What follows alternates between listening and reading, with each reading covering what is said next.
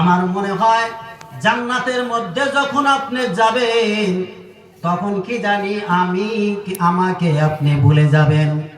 এই জন্যই আমি আপনার কথা মনে করে আমি যখন পবিত্র কোরআনে কারীম তেলাওয়াত করি, তেলাওয়াত করতে করতে করতে করতে করতে যখন সূরাতুল ইয়াসিন তেলাওয়াত করে ফেলাইয়া দিলাম, ওই সূরার মধ্যে আল্লাহ রাব্বুল আলামিন বলছেন আল ইয়াউমা নাখতিমু আলা আফওয়াহিহিম, কিয়ামতের দিন সমস্ত মানুষের মুখের মধ্যে আল্লাহ রাব্বুল আলামিন বাকশক্তি নিয়ে যাবেন, মুখটার মধ্যে কোনো কথা আসবে না, জবানে কোনো কথা বলতে পারবো না।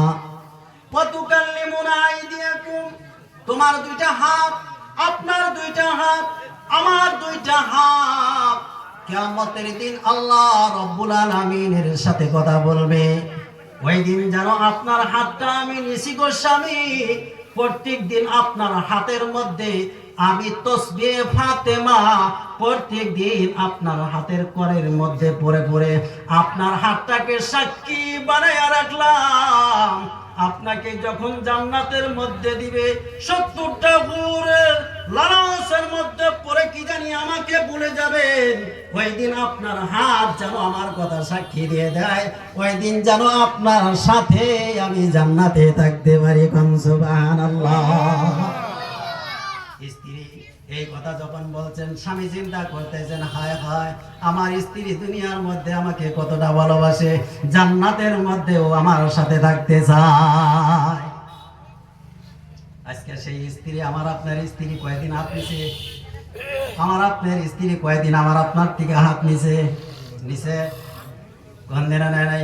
আমার আপনার সাথে 5 মিনিটের জন্য আলাপ আলোচনার মধ্যেও লিপ্ত আমরা পছন্দ করি না বিবির সাথে, বরঞ্চ অন্য একজন ভাবি অন্য জনের সাথে আমরা অনেক টাইম হাসি মজাক ঠাট্টাই আর কি অনেক ধরনের কথা আলোচনা করি। কিন্তু বন্ধুগণ, খানা দাওয়ার পরে এশার নামাজের পরে বিশ্বনবী বলেছেন, স্ত্রী আমনা সামনা বসে যদি খানা খাও, তোমাদের খানা খাওয়াটা যেরকম দুনিয়ার জমিনে খানা খাইলা, আরশ মহল্লার মধ্যে তোমাদের জন্য নেকি নেকি লিখতে লিখতেই থাকে। কোন সুবহানাল্লাহ।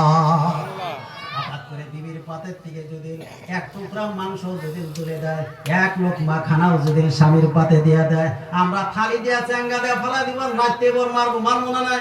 এই তো এটা বাদ জাদু মন্ত্র করতেছিস নাকি আমার? কমু না নাই? কত অসন্দ, অত শোকসভা আমাদের বিবির প্রতি, বিবির প্রতি অত শোকসভা, কত সুন্দর আমাদের অন্তরের মধ্যে।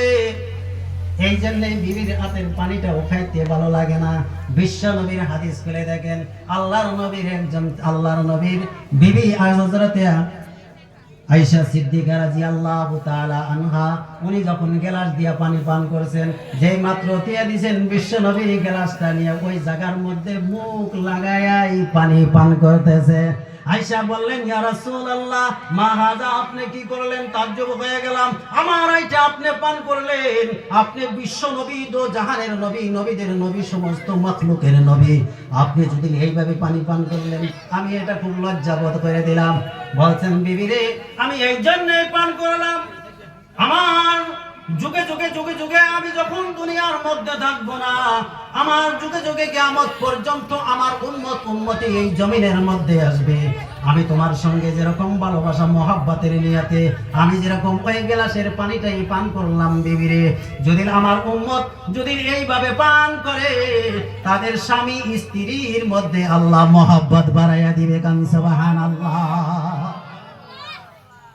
আজকে যদি আমরা দেখাবো, আমরা একটা গ্লাস নিয়ে আসা, এবারে গ্লাস নাই না, চেঙ্গা চেঙ্গি খাইবার বলি, আর চেঙ্গা চেঙ্গি অর্প বলে আর ভাত খাইবো তো দূরের কথা, মিশা বিলাইয়ের মতন, মজরিনার মতন স্ত্রী, ওই জায়গার ভিতরে স্বামী হে দারোগার মতন স্বামী হে ভাত খিলায়, খিলাইয়া হোটেলের কর্মচারীর মতন সমস্ত হরাই নিয়ে যাওয়ার পরে পানান বিরিয়ান ছেড়ে ওড়াবান মোড়ান, তারপরে ঘর মাছ বিবি খাই বেরিয়ে গেল। আছে না নাই? বাস্তব কথা কই দিয়েছে, আছে না নাই সমাজে? এই জন্য দেখেন, স্বামী স্ত্রীর মধ্যে মহব্বত নাই। আছে? স্বামী স্ত্রীর মধ্যে মহব্বত নাই। কিসের মহব্বত? একলা একলা মহব্বত করে কতদিন থাকবো? আর যতই মহব্বত করুক, আপনি যদি তাকে একটু ভালোবাসা না দেন, ওই মহব্বতে, স্ত্রীর মহব্বত, একা মহব্বতে কাজ হয় না। খবর স্বামী স্ত্রী দুইজনেরই মহব্বত থাকা লাগবে, আর দুইজনের মহব্বতের মিলনে আল্লাহ সন্তুষ্ট হয়ে যায়। কোন সুবহানাল্লাহ, নারে তাকবীর। এরকম আস্তে আস্তে সবাই শুনবেন না, তার মানে নাকি? তাহলে সবাই শুনবেন না, তাহলে চলে গেল না কে? সবাই স্কুলের মতন, সবাই হয়েছে স্কুলের মতন। আমরা হলাম একবার আছে সভা করছেন আল্লাহ, রাসূল তার বর্ণনা করছেন, দুনিয়ার মধ্যে সমস্ত মানুষকে জানাই দিয়েছেন, তার একবার আছে। বানাওয়াটি কথা কোনো একটা কম না। আল্লাহ রাসূল আল্লাহ যা করছেন, যা কইছেন, যা করবার কইছেন, সেগুলো কথাই একবার আছে আপনাদের সম্মুখে তুলে ধরুন।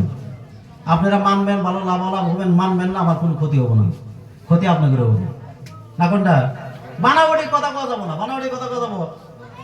আমার আপনার মতন মানুষ, কথা এসে গেল, আমার আপনার মতন মানুষ, মানুষ মাটি দেয় না, আমরা গ্রামে মানুষ মাটি দেয় না। এই আমাদের যে সিংবাড়ি কবরস্থান আছে, জয়পুর বাজারে কবরস্থান, বাতাবাড়ি কবরস্থান, এটা হলো আঞ্চলিক কবরস্থান, বড় কবরস্থান, তাই না গো? এই বড় কবরস্থান, হাজারো হাজার মানুষ এই কবরস্থানে ঘুমায় আছে।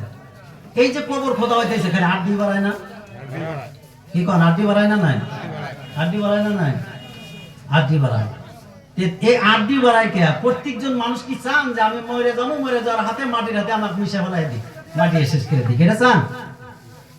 এটা চান না? আমি যেবা আছি দুনিয়ায়, আমার বাক শক্তি দুনিয়ায় থাকবো না যেদিন, সেদিন আমি দুনিয়ার থেকে যখন মাটির নিচে আমি যাবো, আমার লাশটা যেন কিয়ামত পর্যন্ত এইভাবেই থাকে, তার জন্য আমরা একটু চিন্তা করবো। আছে না নাই? আছে। খাজা মঈনুদ্দিন চিশতি রাহমাতুল্লাহ আলাইহির নাম শুনছেন? শুনছেন না? নাই? খাজা মঈনুদ্দিন চিশতি রাহমাতুল্লাহ আলাইহির মা বলছিল এই কথাটা, হে বাবা মঈনুদ্দিন, তোর জন্য আমি যত কষ্ট করছি, মেহনত করছি, আমি চাই না যে তুমি আর আমি মা, এটা চাই না যে মাটির সাথে আমিও মিশে যাই আর তুমিও মিশে যাও। এই কারণেই আমি চাই না যে 10 মাস 10 দিন তোমাকে আমি পেটে কষ্ট করে ধারণ করেছি। বাবা এমন আমল, তুমি এই মাটির উপরে আল্লাহকে আল্লাহর সাথে তাল্লুক লাগাও, যে তোমার লাশ মাটির নিচে রাখার পরেও 100 বছর না, 1000 বছর যদি তোমাকে মাটির তলে রাখা হয়, এই মাটি যাতে তোমার জাররা পরিমাণ কিছু ক্ষতি করতে না পারে। বলি আল্লাহদের লাশ আছে না গো? আছে না নাই? সাহাবায়ে কেরামের লাশ আছে না নাই? আছে। আমার আপনার এই কবরস্থানেও আছে, সিংমারি জয়পুর কবরস্থান, বাতাবাড়ি কবরস্থানেও আছে। জয়পুর কবরস্থানে একটা মেয়ে মানুষের লাশ আছে, এখন পর্যন্ত 40-45 বছর বয়স হয়ে গেছে, এখন পর্যন্ত তার কাফনের কাপড়ে দাগ লাগে নাই। বাতাবাড়িতে আছে একটা বাচ্চার কবর, এখন পর্যন্ত তার কাপড়ের কাপড়ে দাগ লাগে নাই।